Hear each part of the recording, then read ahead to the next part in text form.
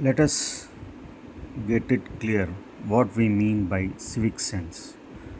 Social ethics can exist only if people of a society have a civic sense.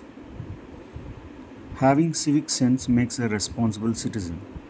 The personality of a town or a city gets reflected through the civic sense of the people of that place.